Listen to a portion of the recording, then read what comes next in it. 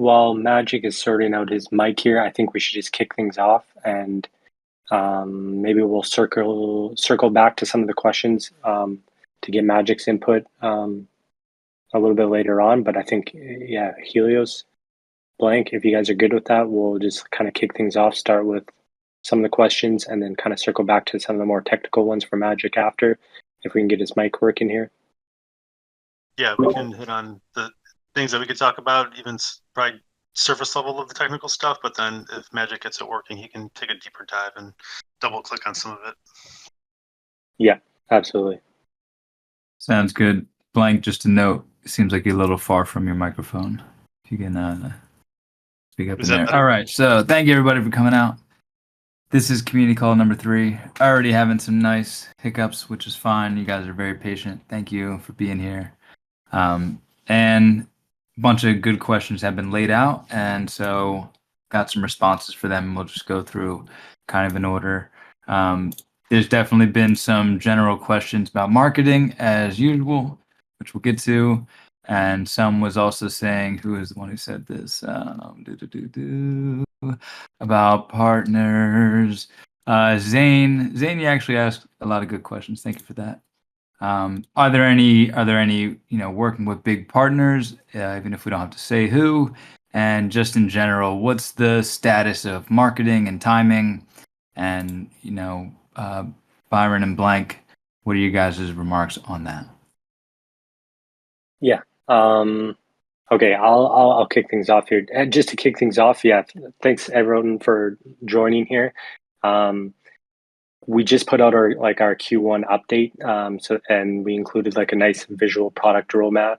So definitely, if you're new here or new to the Loopring community or just listening to this online, go check go to medium.loopring.io. Check out our latest Q1 update. That's going to give you all the latest information around Loopring, what we have going on, what we have coming up for the rest of the year. Our two biggest kind of updates going on right now is we just released the Loopring portal. So that's going to be like a big flagship product for us. It allows you to experience even non-Ethereum tokens. Like we have some Solana tokens on there. We got some BTC tokens on there. And you can experience all of that through the Loopring portal right from your Ethereum self-custody, which is pretty amazing. It's a very unique product, and it allows you to do that with up to, I believe, 5 times leverage today.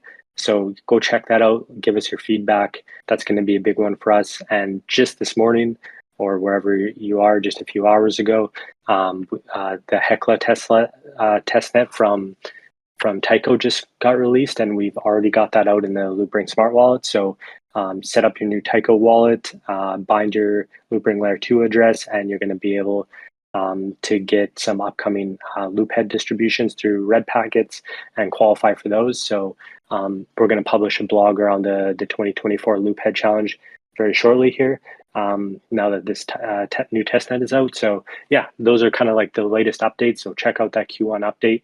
But yeah, getting into the questions, sorry for the delay, everyone. But yeah, as Helios asked there, there's been many kind of general questions around marketing, timing, that sort of stuff. And kind of tied together with that is are you guys working with any big partners? You don't have to say who they are. So I'll just kind of I'll get into my thoughts on that here first. So just first off, just so we're all on the same page, I assume that when people are generally asking about when marketing, they're more so kind of asking about bigger paid marketing campaigns, because when are we going to start doing those kind of paid efforts to grow awareness around Loopring? Because we're already doing some marketing efforts, even though they are smaller organic growth efforts, around social media, our referral program to help kind of promote some network effects. We're also doing Loophead competitions and some random podcast and Twitter Spaces appearances. So yeah, we've made kind of those small organic efforts, which I would consider to be marketing efforts. But yeah, I think people are asking more about bigger paid marketing efforts, bigger campaigns, that sort of thing.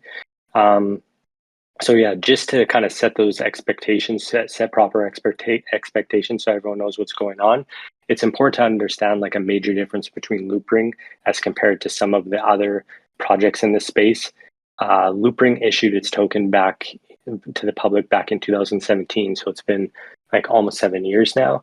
And all of the LRC token is now fully circulating, and it's mainly in the hands of the public. So there's no inflation. There's no new tokens that can be created through inflation, and the Loopring Foundation has like a very, very small percentage of these tokens for itself to use to keep building throughout the years and to keep helping to fuel the growth.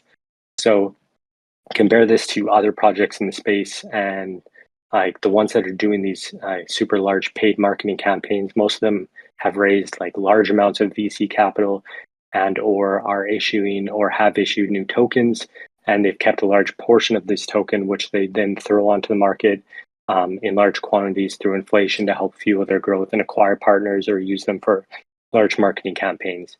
So there's a big like stark difference there. Like there are pros and cons to both scenarios, but the main takeaway is that like for Loopring, we don't have like a super large treasury like some of these other projects to use for marketing like in this current token model. So just to set proper expectations as far as like big, huge marketing sponsorships and campaigns where some projects are spending like millions in inflated token giveaways to acquire partners and do these sorts of campaigns, you're not going to see like those kind of things from us. Our main focus is on doubling down on our product, making it the best product out there and letting the product more so speak for itself, and then utilizing as many organic and other low cost avenues as possible to get the word out, to help start like these network effects, hit like a proper inflection point, and then with a good product, we really believe that this should take over and eventually fuel its growth through these network effects. That said, we are like holding back quite a bit right now on the marketing front, as I've talked about on like previous community calls and reports and questions in the community.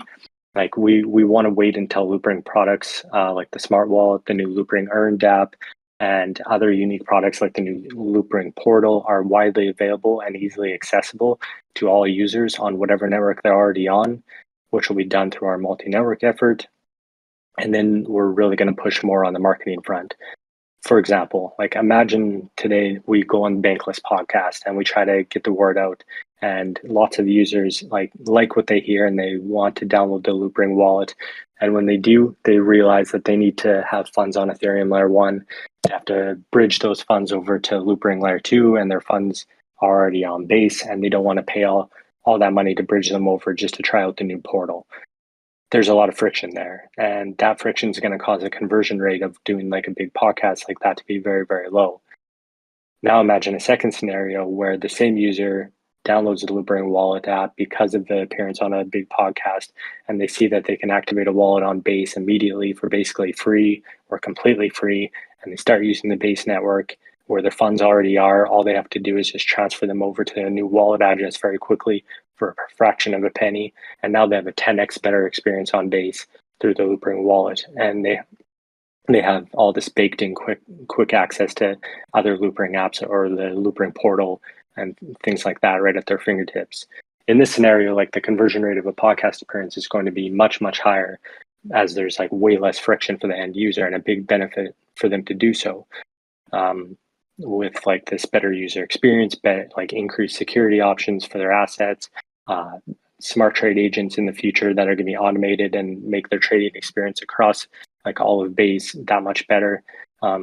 So like in this scenario, we have like a way better chance of converting like a lot of users over to bring long-term value to the Loopring ecosystem and start like creating these network effects that we're talking about that can eventually take hold and fuel our growth as more people tell their friends or share it on social media, share their experience. So long story short, on the marketing front, like once our multi-network effort is really out there and our products are widely available to all potential new users wherever they are, then we're really going to start to try to push and get the word out there through our partners, podcasts, Twitter Spaces, potentially like utilizing influencers or trading competitions, things like that. So, and then the second part of that question, specifically where people were talking about like new partners, this multi-network effort like really ties into that. So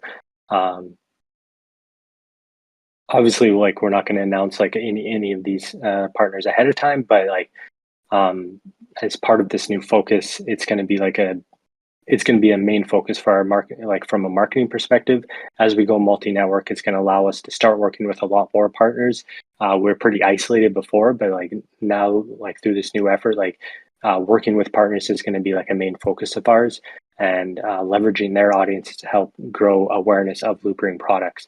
So this is going to happen through like co-marketing efforts with all of our new partners, like these new networks that we're going to be deploying on. They have very large audiences across socials. They're going to help us to spread the awareness of this new Loopring wallet on their network and this better user experience.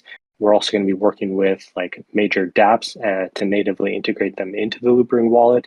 So we're going to work with these dApps to co-market this better user experience also. This is going to help us promote the wallet. It's going to help us improve the user experience for their users. So they're all going to be incentivized to help us promote this. We can also do things like Twitter Spaces with them. We can do podcast appearances like solo or with other people, and other incentive campaigns like the upcoming Galaxy campaign that we're going to be doing very shortly with Tycho. This is going to like greatly help grow awareness of Loopring products across these new networks. So yeah, just to finish things up with this question around marketing, one last thing that we want to potentially do in the future here is to also redesign the tokenomics to include like profit sharing or other mechanisms that include our new products like the portal, the Earn dApp, etc. So this alone isn't going to like really help improve network effects, which in itself is amazing marketing. When the tokenomics like really work and give users a sense of ownership over the network and a stake in the growth of the entire ecosystem, then the users themselves become marketers, and they are encouraged and incentivized to bring on their friends and family, which activates massive network effects and becomes like a really amazing marketing mechanism. So yeah, I hope that helps answer that question. Blank, if anyone else has any other input there, feel free to hop in. No, I think you kind of hit the nail on the head between the different areas, right? So, I mean, I guess to summarize, or the TLDR on that is, we've got Portal released. We already have plans to optimize it based on user feedback and internal feedback. So, once that's in a more polished state, and then we start rolling into multi-network here soon with the Tycho mainnet and some of the other ones that we're lined up to deploy on, like that just opens up our community base or potential community base, by multiples and multiples. So being able to target all those users at once with one single cohesive wallet, I think it's going to be pretty powerful. And then, as B had mentioned, as we roll out those other networks, working and partnering with them on their top dApps, integrating them natively in the wallet. So it's not just a web browser or a dApp browser that you're going to, but it's like, hey, I want to trade.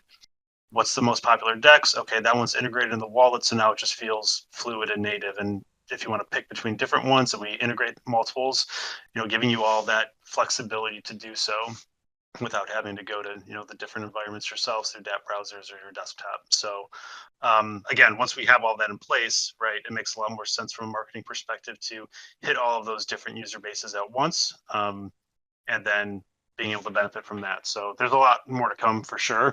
But again, it's just kind of playing the waiting game a little bit as these things come rolling out soon in the next, months and quarters. Thank you, Byron and Blank. Blank, also just check your microphone. Seems a little low. Everybody listening, you can right click on his icon and then increase user volume if it stays low for you. And you mentioned multi-network, and I shared also the timeline that was published recently.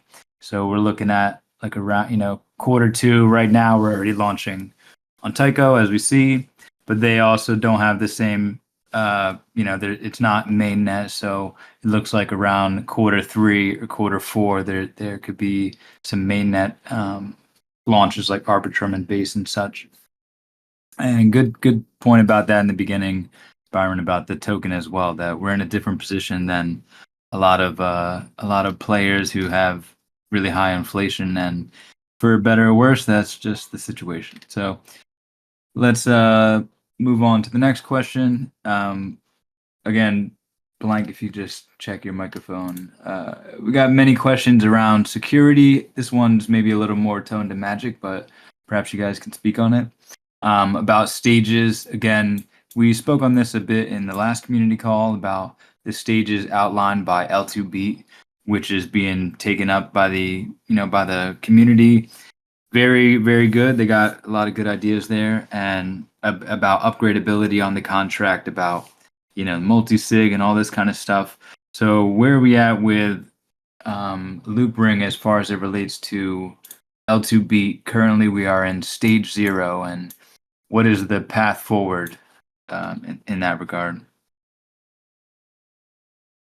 Yeah. I'll speak on that. I don't think Magic's mic is working. Feel free to just jump in, Magic, if at any point your mic gets fixed there. Yeah, basically, Magic's shooting me some notes here. So he's still a little bit laggy. Yeah. Anyways, yeah, I'll try to speak on behalf of that in the meantime. So basically, maybe everybody's seen, but Vitalik put out a pretty good post, I think earlier this month, around the future of Ethereum scaling. Talked a lot about pushing L2s over the next year or so to get to the next stages, and really only promoting networks that improve their stages. So that's going to be a very important push, not just for us, but for other networks in the Ethereum ecosystem here. We're going to be making a very strong push this year and next year to get eventually up to stage 2. So yeah, that just so everybody knows that is a big priority for us. We are going to be making that push. We have spoken with L2Beat. We want to kind of get them to fix a few things, for example, Magic some notes here for stage 0. They claim that we have no source code no source available node exists that can recreate the state from layer 1 data. We believe this to be a wrong statement. We have the Loopring Explorer available to recreate the state from layer 1 data, and the source code is in GitHub. So we're going to further sync with the L2B team regarding this and fix that. For stage 1, it requires upgrades executed by actors with more centralized control than a security council to provide more than 7 days for users to exit. If the permissioned operator is down or censoring. So for this one, we are going to be looking at considering a more decentralized ways to have the community involved in the upgrade process. So we'll share more news on that as soon as we can. And for stage 2, basically it requires extending the for non-bug related, major bug related stuff to be more than 30 days to exit. So we are considering that as well. So we are looking for ways to basically, like I said, get to eventually stage 2. So yeah, we'll share more news on that as soon as we can. Beautiful. Having stage 2 as the goal is really sweet, and it's good that there maybe is some miscommunication happening on the L2Beat side as far as being in stage 0. So it's nice that you guys the team is aware of it. They're focusing on it because it's been being brought up for very good reasons by the community. So glad to hear that. The next question we got is from Sky High, actually talking about Tycho's recently releasing their Genesis NFT, and B had mentioned a tweet. He refers to a tweet a while ago about collection under the Moody Brains, the Loopheads 1D be the OG NFTs of a larger collection. Wanted to know if that was tied in with either the Tycho Genesis or Tycho Knots, which is from Ordinary Atom and a dev, Cyber Horse. So wanted to know if you could just speak on, what is up with all these collections and that question a little bit. Yeah, absolutely. So yeah, first shout out the Moody Brains Loopheads collection there. Just recently hit 2 million volume over on Loop Exchange. So that's super exciting. Shout out to Loop Exchange. Yeah, so like the original idea for the loop heads and why we put them under this Moody Brains collection umbrella was so that we could potentially expand that collection one day. So loop heads is the first, and right now like we don't have any like official set in stone plans to expand that. As you guys know, like we're only about like I think 5,000 loop heads out in the market right now, and the total collection is never going to exceed 10,000. But we still have like I think close to half the collection to get out there. So yeah, we're going to keep dropping those. Part of that is going to be the upcoming 2024 Loophead Challenge. That blog is going to be released any day now. So we're going to get a lot more loopheads out there, and we have some like special packs coming as well. So right now, like long story short, the priority is to like get the loop heads out there. We have some pretty cool, specially designed packs with like some collaborations in the community. So those are going to be cool to share soon. I think some of those are going to be part of the 2024 Loop Head Challenge. So keep an eye out for that. But yeah, like the Moody Brains collection is expandable. It is possible that we do like some sort of Tycho heads or something else on some other network someday. It was always set up that way, but we don't have anything set in stone right now. Solid. Blank, do you want to add anything onto that? No, I mean, honestly, not really. I think it's kind of just repetitive, but yeah, I mean, obviously we're talking multi-network, we're going to more chains. Those chains have some of them, right? Like if you think about Base, for example, they've got a hot NFT market right now. There's nothing stopping us from doing another collection under the Moody Brains umbrella on Base, for example, or Tycho or whatever. So I think we're very open right now to all of it, and we're just kind of discussing things internally. But yeah, like B said, nothing's set in stone at the moment. Very cool. Thank you, guys. Next question we got is from Farmer, actually. Favorite Farmer. And he's asking about LRC in regards to Portal. Just launched a few days ago. Really hoping LRC is added with ETH and USDT as collateral as the project's token. And Blank had copied some stuff in there. So what's the role of LRC right now? We know that it's a little bit volatile, but also another question I think from Sky Higher Zane is about, do we have any analytics that we can share publicly? Like how much is Portal being used? Do we know any stats about it? Where can we see some of that? Yeah, I can hop in there. So yeah, that's been like our initial a lot of people in the community have been asking about when are we gonna have LRC as collateral in the Loopring portal. Our initial plan was to launch with LRC as collateral, but we want to really make sure that the risk is well known and that people understand the risk. So yeah, Magic put it into the Discord already. Like he said, putting LRC as collateral will increase the risk of possible liquidation. We are looking to add this in the future, in the near future, but just to kind of expand on what Magic said there, it's first important to remember that with the portal, whatever collateral you post into the portal, your trades that you make are now measured against this collateral. I'm making tutorials around this right now, so it's very clear. But just to give you an example, if I'm posting ETH as collateral into the portal, and then I use that collateral to acquire some Bitcoin, some BTC, I'm now making a bet that the BTC is going to outperform the Ethereum ETH collateral. So your profit tab in the dashboard will only go up in profit if BTC outperforms ETH. Even though you could be overall up in terms of USD, if that's your base currency that you use, your profit could still be negative showing in the portal because your BTC is not outperforming ETH. In the scenario that the BTC is outperforming ETH, then your profit would be positive. This is a safer trade from a margin perspective, though, because the ETH BTC ratio is not super volatile. So your margin level should stay more stable, as opposed to a meme coin that is maybe super volatile and in price relativity to ETH or US dollars. whichever collateral you post.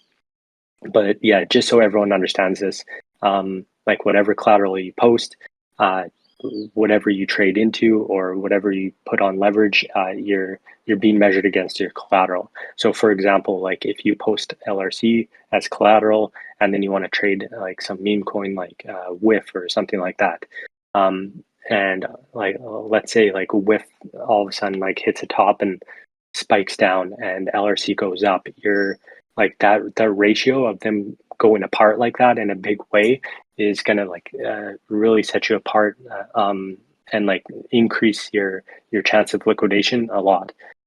So like everyone just needs to understand these risks, like with different collateral options, but we want to put some tutorials out there and maybe put some guides together so that everybody understands this. And then yeah, we are looking to add more collateral options. And then as far as like analytics and stuff like that, I don't believe we have any dashboards available today, but yeah, we can definitely look at like kind of sharing more of that in analytical information publicly as soon as possible. I'm just going to read also what Magic is writing out. So we're going to allow LRC as collateral in the near future, but higher volatility tokens can bear smaller collateral factor, just as other lending protocols. So if it's very volatile, you want to keep the leverage down so that it's not at higher risk to get liquidated. If stablecoin factor is 1, ETH is 0.9, LRC can be smaller. And by doing so, we can reduce the risk of liquidation. We may also consider allowing some staking tokens as collateral, such as very LSTs like WETH, RETH, all those good wrapped ETH tokens. Okay, cool. It would be cool to see some metrics and to see, some criteria around what's happening and seeing the stats basically, which is something bigger too, as well as maybe this is another question, but going back to the Loopring Explorer and even the NFT markets, just in general, some stats could be helpful. Like there's no holder list that we know publicly of all the Loophead holders. Even though it's possible to read it on the chain, we don't have that written anywhere, as opposed to another, but that's like a marketplace thing. Next question we got is how will the browser extension work? And this is coming from browser extension. Sky High again. He is a heavy hitter. How will it act? If so, will the multi-network be applicable also to the browser extension? So how does it work? How does it connect with the browser dApp, which is like MetaMask is a browser. So when we have Loopring Wallet just has a little thing inside of our desktop browser, how does that work? And is it applicable to multi-network? Yeah, absolutely. So yeah, I'll kind of fill in with like Magic's put out some like text answers here. So I'll read some of his off and then I'll expand and reiterate a bit. So Magic wrote like Loopring wallet extension will work like other well-known wallet extensions like MetaMask or like the Rainbow extension, I believe. Users can imagine it as a subset of today's app wallet. Like we call it a subset because we won't integrate all of the L2 related features into the wallet extension, as we can simply allow users to open a new tab to direct to the Loopring Pro dApp page. And there users can access all of Loopring Layer 2 DeFi related features. For the other part, it'll be just very like the standard Loopring Smart Wallet. So yeah, and then just to reiterate and expand on that. Yes, the browser extension wallet will be fully functional for multi-network. You'll be able to basically toggle a switch between networks. Essentially, it'll work just like the mobile version of the wallet, and should be very similar user experience, but just be available direct from your web browser. As Magic kind of said there at the start, like we won't like natively integrate like some of the the Pro dApp and things like that, because you can just access it from the web very easily and use your browser wallet. But over time, we may integrate stuff like that natively also. So yeah, anyways, the browser extension, which is on the roadmap I believe for Q2 or Q3. It'll be very exciting and a big user experience improvement for those that prefer like web-based applications, or perhaps maybe they want to have a second like hot wallet for the web and to keep their mobile wallet for other use cases. That's exciting. I wanted to clarify something too, actually, Byron, about previously in the beginning we spoke about marketing, and let's say you have someone on the base network, and once we deploy Loopring wallet there, wouldn't they have to bridge to layer 3 actually, instead of just transferring it over one-to-one? Because if they're on base, they're on layer 2, and if there's the roll-up is over there, they're bridging down to layer 3, which will be really cheap as well if transactions on these other L2s are really low. But isn't technically that having to happen? And to tie that into the web, to the browser wallet, it would be a similar thing, right? They're a layer 3 version of these chains that they're on. Is that correct? Just to clarify, like when we deploy Loopring layer 3 on top of these other networks, basically it's going to work kind of just like any other dApp that's on like those networks, except you're going to have to deposit to a smart contract. So basically, like from a user's perspective, like they won't even really realize it's a layer 3. It'll just be super fast and cheap. But it'll kind of just like be a similar user experience to like using like Uniswap on layer 2. But it'll be like Loopring Portal on layer 3 or Loopring Earn on layer 3. They might not even like realize that they're going to a layer 3. It's more just like an improved user experience by making it like faster, cheaper, and like giving them like these extra services that we can provide like through the Loopring Portal and stuff like that. If that makes sense. So they will actually just be bridging from layer 2 to layer 2, and then if they want to like experience the rest of like base layer 2, for example, through the Loopring wallet, they can just like stay on base layer 2 through the Loopring wallet, or deposit to like the Loopring Earn dApp, and technically it'll be layer 3, but it'll be just like using another dApp, if that makes sense. I guess just to like make it super clear and dumb things down a little bit, right? Like when we think of Loopring L2, you've got all the sweet DeFi products we have, but you also have just like transfer from Loopring L2 to another Loopring L2 wallet and things like that. So what we're talking about when we go multi-network is, let's use Base for an example. Right, so you could have a Base wallet in your Loopring wallet, and then you have Base tokens in there. And then you'd also be able to, if we deploy, let's say, dual investment onto Base as an L3, that's in there. But we're not necessarily going to bring all of Loopring L3 like Loopring L3 wallet transfer to another Loopring L3 wallet on top of Base.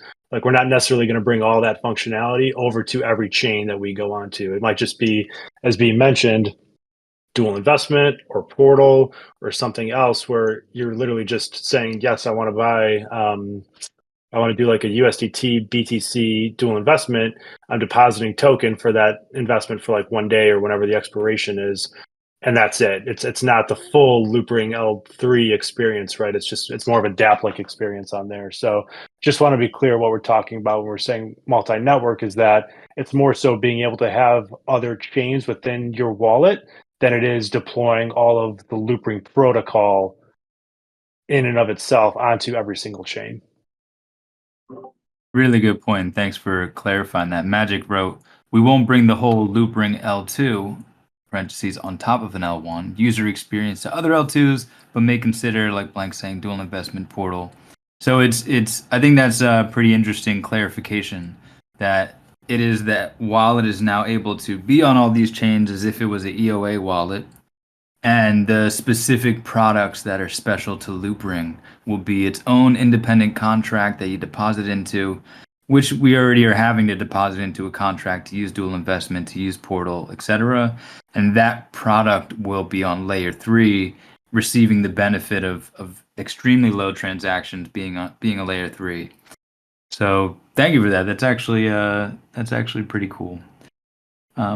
Okay, so let's funding of incoming. Okay.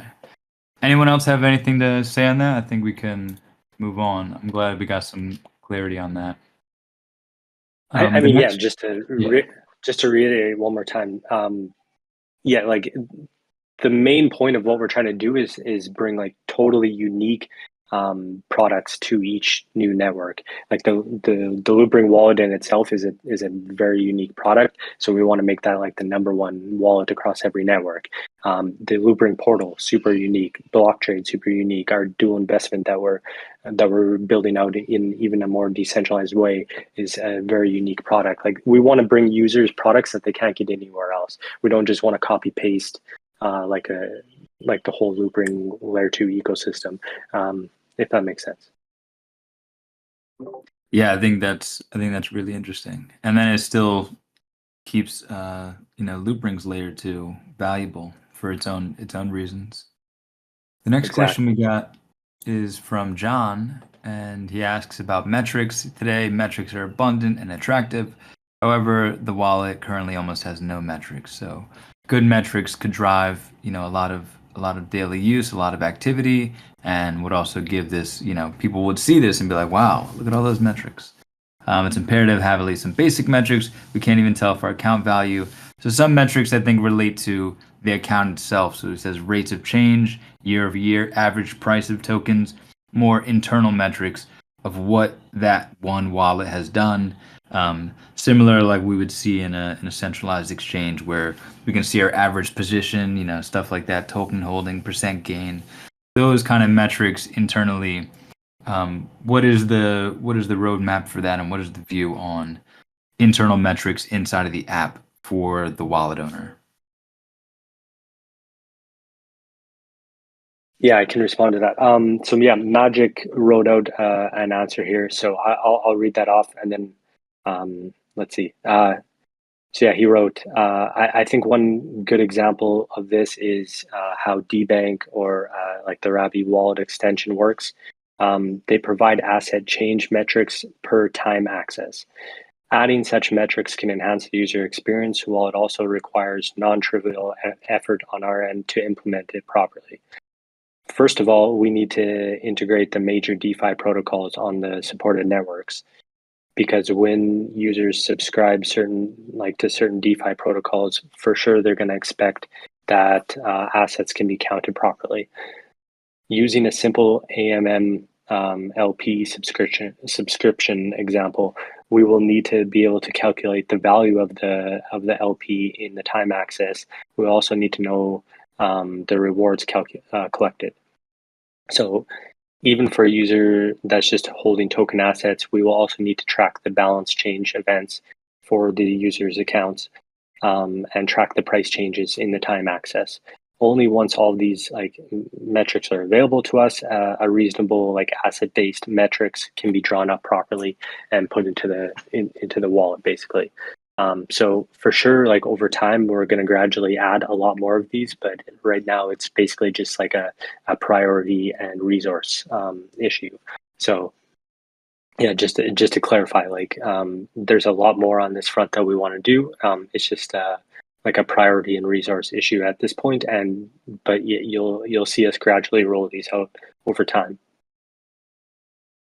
Yeah, I think so. Yeah, I agree with all of that. I think we're talking when we're talking about these things, some of these are I'd call them more in-depth metrics, but I think we also could do more on basic metrics, right? So if you're looking at your asset page, just seeing like the 24-hour change per token, if you're interested in just getting a quick overview of where those tokens have done or how they've done over the past 24 hours. If you look at Rainbow or Family or almost every other wallet, right, there's that information right on the asset page, so you have a quick overview of what's going on. So those could be like easy wins because it's not anything in depth. We're not trying to calculate purchase date, acquisition date, or anything like that. It's literally just 24-hour percent change. So that could be an easy one. And then also I saw in John's question, part two, you got a base currency for the wallet, which we already have set, right? Because you can pick your currency in the settings. And then being able to look at, all your whether it's trading fees or whether it's transfer fees or whatever, not only in the token amount that you're using, but also the fiat equivalent of it. I think that's a good way to get more users comfortable coming from non-crypto worlds. So a Web2 user being able to quickly see, oh, this thing's only going to cost me 5 cents to send, even though it's 0.000001 ETH or whatever it's going to be. So just making things more intuitive, I'll say, for people that aren't as savvy as some of the more advanced crypto users out there. So I think there's different levels and stages of analytics, if you want to call everything analytics, that we could introduce into the wallet to kind of accommodate all those different types of users. And just quick shout out to Blank, because he is working behind the scenes like with our UI UX team, and he's really pushing to get like a lot of these metrics and changes into the app, and working with the team to build out like the best practices for these and really cool designs. So shout out to the back end team and shout out to Blank for helping coordinate all this. Very nice. Thank you, Blank and B. We're going to get into the next question here by LRC2 Moon. I'm wondering if you have planned to implement price alerts, similar like you have it on Binance, like some price went up, some price went down. I think this is kind of what was just spoken about as well, but besides just analytics, some alerts, like I know CoinMarketCap has an app, and you could even set like if ETH goes below this price, let me know, give me a ping. Is that something that would want to be incorporated in the wallet at some point? Yeah, absolutely. We've been speaking with Magic about this a lot, and basically like it's been on our radar for a long time, and it's going to be implemented as soon as we have the bandwidth. Like right now, the backend team is like super busy with like our multi-network re-architecture with Tyco support, which we just started to roll out this morning, but that's going to be moving to mainnet soon, and then we want to have our trade agent features ready for mainnet also. And then we're doing like a huge React native re-architecture also. So there's just a lot that the team is super busy with. But the price alert feature and like a lot of these other like metrics and stuff like that are definitely on our radar, and we're going to roll them out as soon as we have the bandwidth to do so. And then just like one other quick shout out, like the community's been amazing on this stuff. Like just like thank you so much for like always like putting these suggestions and comments into the Discord and on Reddit and all these different places, because like we take this feedback super seriously, and like a lot of this stuff we try to implement as soon as we can if it's in high demand. So yeah, keep this kind of stuff coming. We love it, and it helps us a lot to like set our roadmap for the future. Beautiful. The next question is coming from Frankie Boy, and he's saying, are there any short or long-term plans to add support for EOA wallets, externally owned accounts, addresses to the Loopring app? Additionally, is there any idea for adding external hardware signing? So like having a Trezor or Ledger be able to sign hardware in the phone. It seems like it could be a lot, may not be, because they have a lot of SDKs for it. So what is support basically of EOA? I think there's two questions around this. Yeah. So Magic wrote out some answers here too. I think there's some stuff maybe he's adding to it in the comments there too. Maybe if Helios wants to grab those after. But I'll read what he wrote here. So as far as like EOA support, we've been discussing this for quite a while, and we've been seriously discussing whether we need to add EOA support. And if the answer is yes, how do we add that EOA support? So the short answer is yes, we do plan to add EOA support to the wallet. And once we have created a good user experience for the smart wallet, then we can extend this user experience to the EOA wallet. Then the EOA wallet and the smart wallet can kind of coexist in a great way. For users who want to take advantage of the smartness features from the smart wallet, they can create a smart wallet that binds with the EOA wallet. In other words, the EOA wallet and the smart wallet should be like bundled or binded together. the EOA wallet actually becomes the owner of the smart wallet, and the smart wallet supplies the additional intelligence to help the user trade and invest smartly. For example, like using the trade agent features. So yeah, just to add and expand on that from my end, I think this is going to be a huge addition to the Loopring wallet. When we onboard like the world to crypto, not everybody is going to want to be an active trader or investor. Some people are just going to want to buy and hold. A good secure smart wallet with lots of security built in will be a great option for that type of user. But on the other side, there's also a lot of very active users in crypto who need a more kind of hot style wallet that can be easily deployed across many networks, bridge funds back and forth, trade all over the place, interact with many dApps. An EOA style wallet might be a better fit for this type of user, at least for their active funds. And then they can take this EOA wallet and add some smartness to it, like Magic mentioned, like add on a smart contract basically, and the EOA wallet becomes the owner of that smart contract. And then they can access more smart features like trade agents to help them like even expand upon their trading, but still control the keys of that EOA wallet. So this can be set up as like a separate address, or they can even set up like a separate address if they wanted to and have like a purely smart wallet with tight security for less active funds, and then have like the more hot style wallet with the EOA ownership. So I think that kind of optionality like really will make the Loopring smart wallet or Loopring wallet unique, and hopefully like the number one go-to wallet for all users when one day when it's so easily accessible across every network and every type of user. Beautiful. Thank you for expanding on that. I do see a few chats or questions in the chat that we'll try to get to. One question, can't find who wrote it, but the question is EOA wallets interacting with multiple networks, and what is going to happen with addresses? So if we're on different networks, for example, an EOA wallet, I got a MetaMask, I go to Base, I go to Arbitrum, I go to Tyco. It's all the same address. And if I'm using Loopring, is that the same? I think this was a little clarified before. It seems like it would be the same if the model is not everything is an L3, then it would. But does the Loopring team have a working plan to regenerate the same wallet addresses, the Loopring smart contract wallets on Tyco and other multi-network chains? If not, what plans are in place for to lower user frustration? Yeah. Go ahead, Blaine. Oh, sorry. Yeah, I was going to say the short answer is yes and no. So what I mean by that is we are working on implementing the ability to extend the same wallet address to multiple networks. I'll say that the OG Loopring wallets, when they were deployed, they do not have that functionality in it.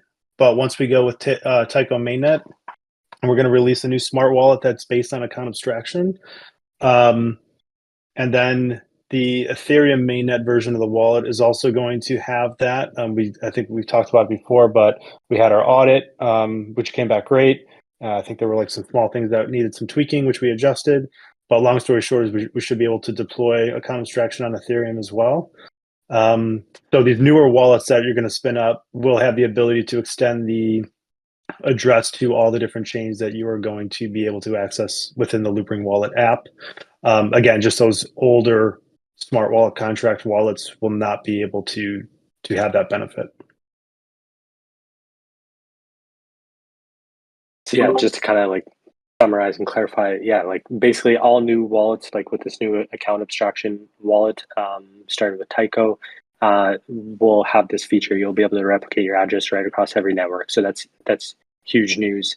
The worst case scenario for these OG wallets, like Blank mentioned, is you just kind of spin up a new wallet, transfer your funds over to the new wallet address, and then you'll be able to replicate that address everywhere you go across every network. So yeah, we do have this functionality now. We didn't have it before.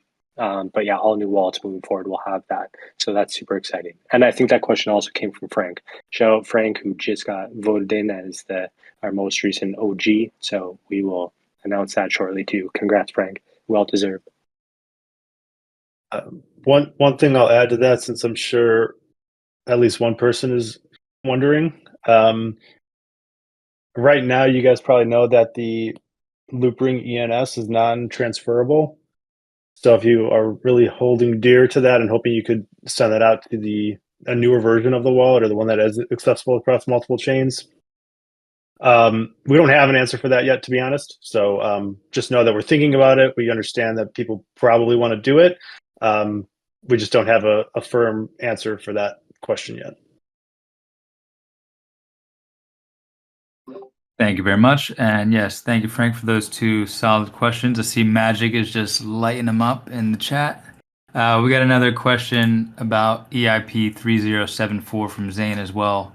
And when this new Ethereum update hurt a lot, if it turns EOA wallets to smart contract wallets, or will Loopring benefit in any way? So with the recent development, this upgrade, if anybody doesn't know, like briefly, I'm not fully deep in there, but you can sign transactions that will give permission to do a lot of stuff with your wallet, meaning send a bunch of stuff in one transaction, or it opens up a little bit of permission, and there is some security issues that people have in this space that, like, if you get hacked and you got that EIP, then you're like fully hacked. But where does Loopring stand with EIP 3074 and the making of more EOA wallets into smart wallets?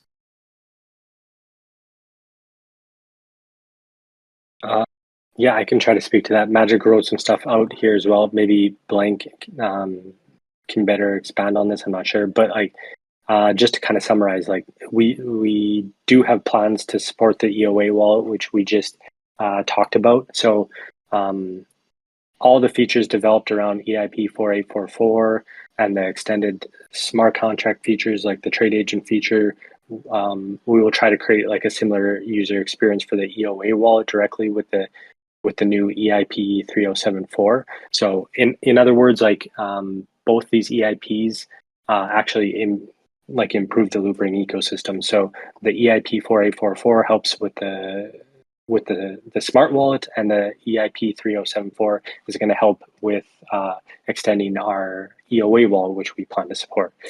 So yeah, all this stuff is going to work together and actually help all of our current progress and accumulation that we've been building. It's just going to make it better. So yeah, it benefits us, does not hurt us. Very good to know. Another question from John.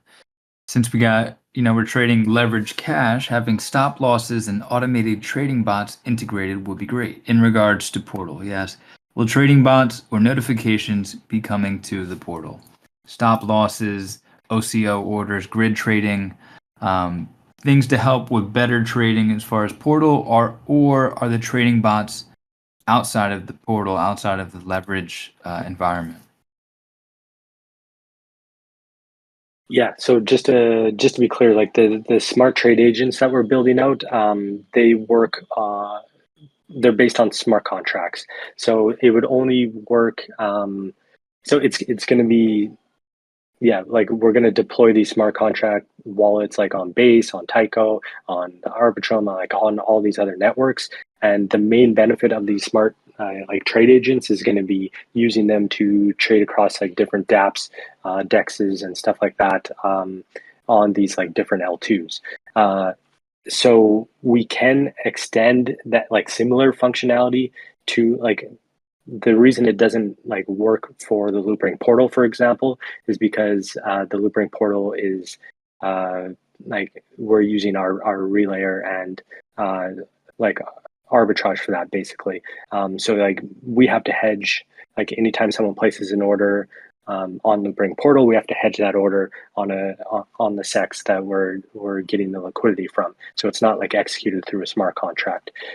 We can extend that functionality. It's just like a lot more technical and a little bit harder for us to do than using these trade agents. So the trade agents are separate, just so everyone understands, like that they're going to be amazing and like really improve the user experience across like different networks within the Loopring wallet, and it'd be like a big differentiator for the Loopring wallet on all these other networks. But they don't extend to the Loopring portal or block trade, for example. But we are working on extending like similar functionality, like the ability to set limit orders and stuff like that within block trade and Loopring portal. It just has to be done in a different technical way, if that makes sense. Yeah, they're running parallel, and once one of it is implemented, like the bots and the trading agents, then that same technology can be applied. Similar, I believe, to how block trading was using this Etherport technology, and then that's what is able to give us the portal, like building on the primitives basically, which is good to hear. Great. Super sweep. We're gonna have a few more questions. We're getting close to an hour. Super Sweep had a quick question about Kian since we got our lovely Severin in the house. Is Loopring looking to integrate some more Kian products like their staking? We got the ETH staking, Psi ETH, been a great success, and they've been continuing to build more and more stuff, even on different chains. Is that something that Going Multi-Network is incorporating their stuff, or are there any more products being introduced in partnership with Kian? Sure. Yeah, I could take this, and Magic can expand on it in chat if he wants.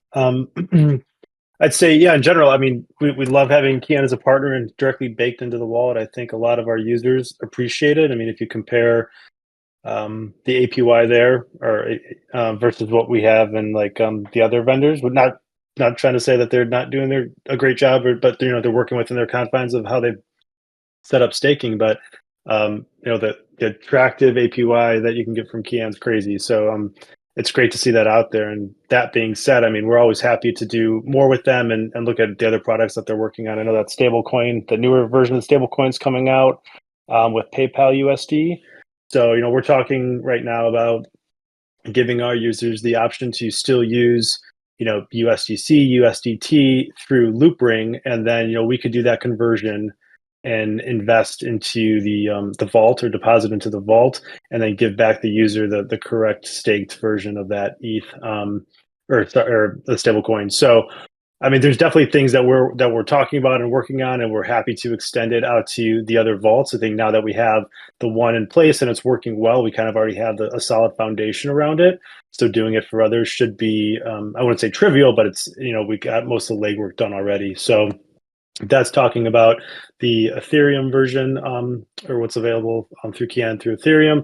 And yeah, as we extend to other networks, whether it's Arbitrum or what have you, whatever vaults they have on there, if we see there's a demand for it, that could be another obvious native integration that we have in the wallet. So as we're talking about those different dApps and providers that we want to have natively baked in, that's an obvious one that's a quick win for us, if you will, in order to integrate into the wallet. So definitely more to come there.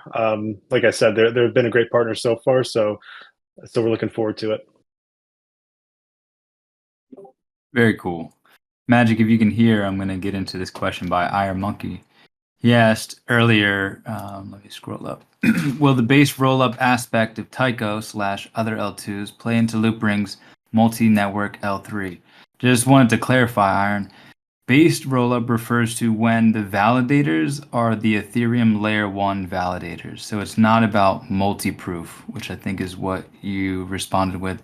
I thought as much as the blah, blah, blah. The ideal benefit of a base rollup would be allow users to toggle any of the rollups. That is referred to as multi-proof, but based just means that the validators are not, that they are the same as the L1 validators. Magic, not sure if you wanted to add into that, or anybody really, like, what is the bigger question of the values that we get from these other rollups? Arbitrum being optimistic rollup, Base being also optimistic on the OP stack, and Scroll and Tyco being ZK EVMs. If you want to speak on that a bit, I see Magic typing some stuff up.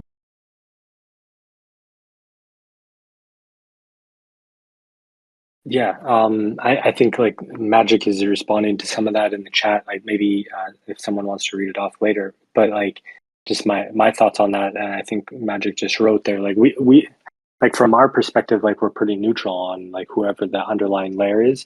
Like we can deploy Loopring layer 3 on top of any of these networks. And the great thing is, like whichever one of these networks is successful, we can be we can be there like with our products, with our wallet to enjoying that success and like bring on their users and give them the best user experience possible and access to these unique products.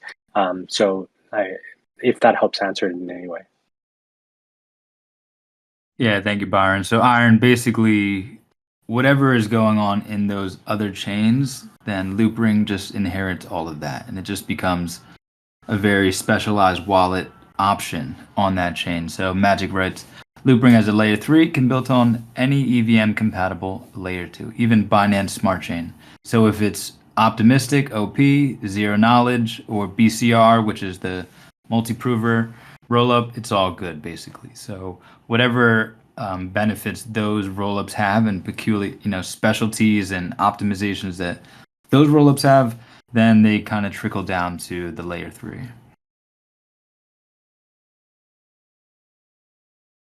Did anyone else have a question that we missed? I know Magic had answered a few on the fly.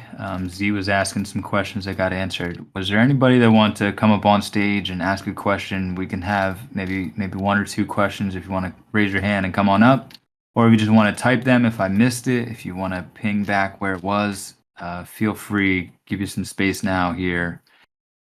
If you want to ask those questions or remind me of where the questions are, or just come up and let us hear your lovely voice. We're gonna wrap up the call in a little bit. Thank you again for being out here and taking the time to speak with us and drill into the team a bit. Thank you, B Blank and Magic and Braxter as well, even though you like to keep it chill. Thank you guys for being available to us to ask you these questions and to take the time out. It really means a lot. And thank you everybody for listening. Looks like I'm not seeing anybody raising the hands there. That's because I turned off hand raising. If anybody has a question now, you can raise your hand. JMS, yes, come on up. That would explain it. What's going on, JMS? Thank you for coming to the call. Been seeing you around a lot. Always good to have you here. Did you have a question or something you wanted to share? Yeah, thanks for your time today. It's always great to get an update.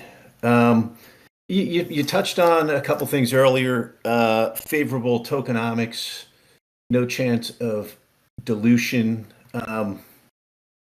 It seems that there's a good amount of money out there as far as family office accounts.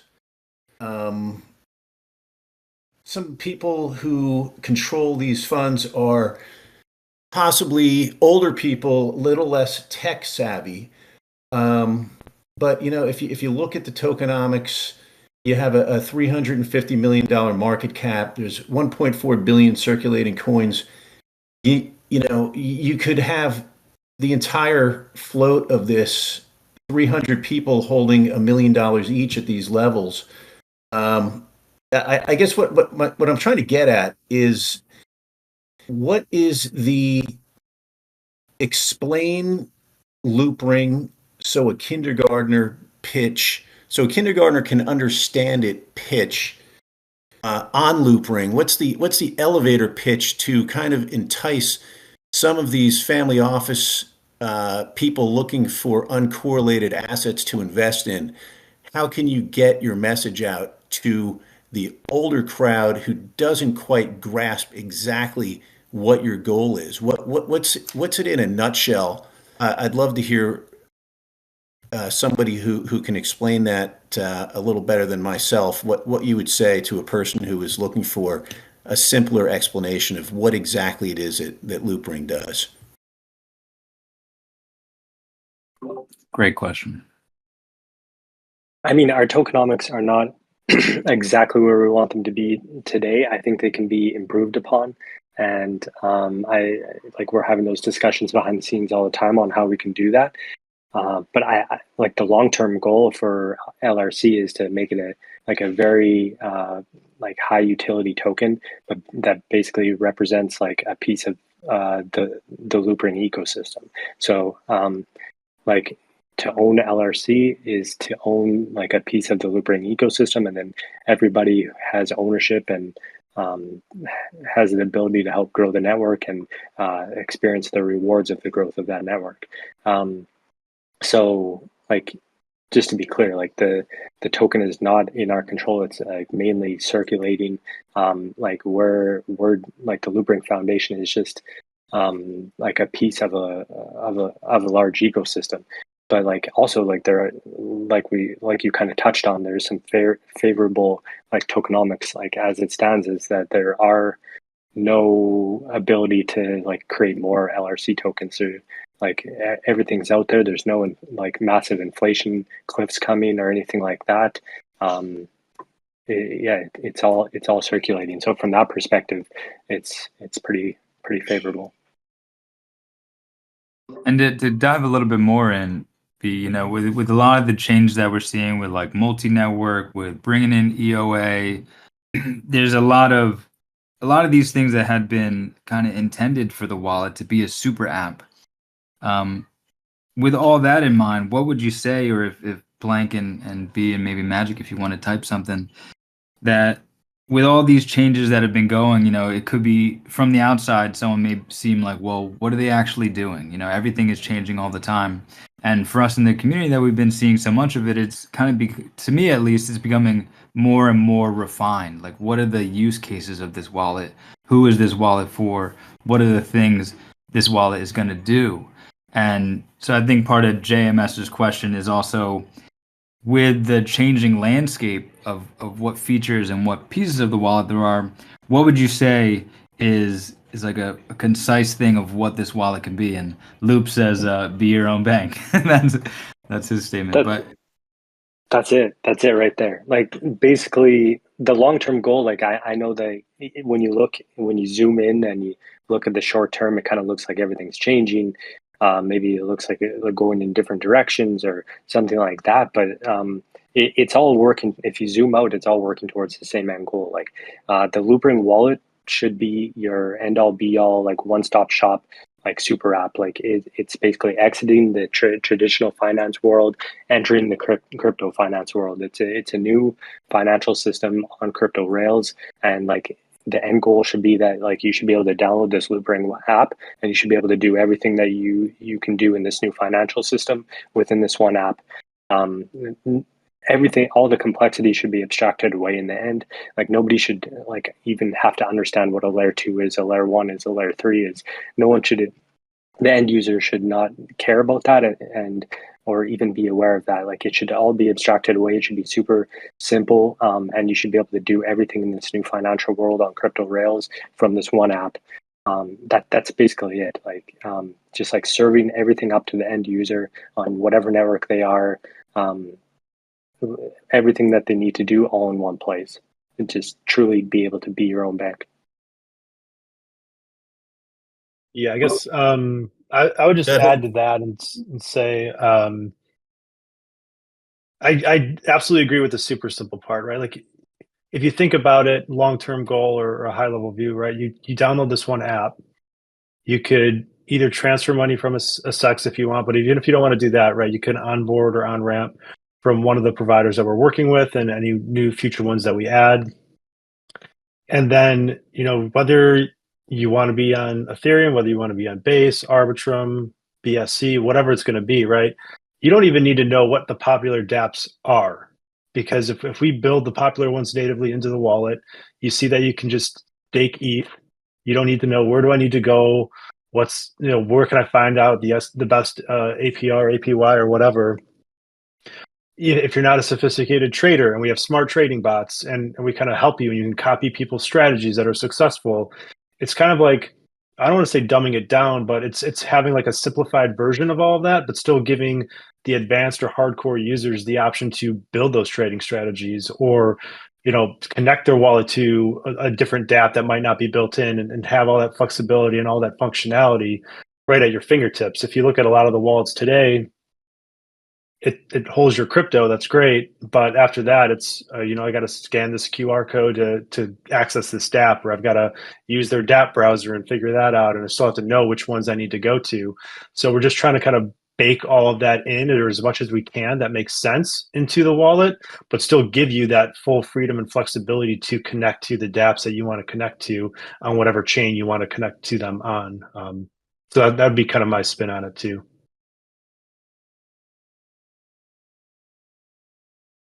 Helpful. Thanks, guys.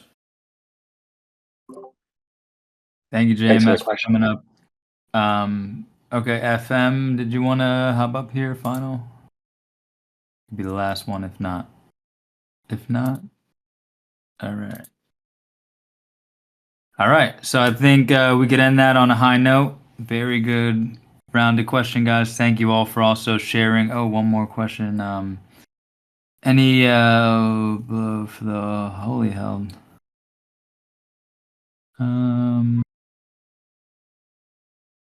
I don't know what this is mentioning, but Iron Monkey's asking about any timeline or plans you can reveal for the Holy Held integration. I know they have Loopring as an official partner.